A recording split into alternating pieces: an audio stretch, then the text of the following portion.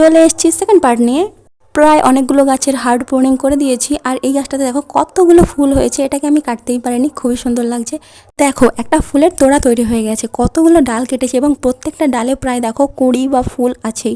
আগের পার্ট 1 ভিডিওটি যারা দেখোনি, আমি রিলেটেড ভিডিওতে লিঙ্কটা দিয়ে দিয়েছি, সবাই একটু দেখে আসবেন। এই ভিডিওটি তোমাদের কেমন লাগলো জানিও, ভালো লাগলে একটা লাইক দিও। আর যারা চ্যানেলে আমার নতুন আছো তারা সাবস্ক্রাইব করে রেখো, যাতে এরকম ভিডিও তোমরা পেতে পারো।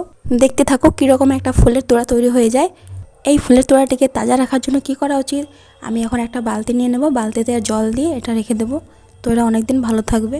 আর যেই কড়িগুলো এখনও ফুটেনি, তো ওই কড়িগুলো জলের মধ্যে রাখলে ফুটে যাবে। কেমন লাগছে এই ফুলের তোড়াটা তোমরা অবশ্যই আমাকে কমেন্ট করে জানিও। এই ডালগুলোতে যে আমার কতটা মায়া জড়িয়ে আছে সেগুলো আমার মতো বাগানিরাই একমাত্র বুঝতে পারবে। তাই এই ডালগুলোকে আমি ফেলতে পারলাম না, এভাবে জলের মধ্যে কিছুদিন আপাতত দেখতে পাবো, দেখে মনটা তো জড়াবে। তো চলো আজ এই পর্যন্ত, টাটা, বাই বাই।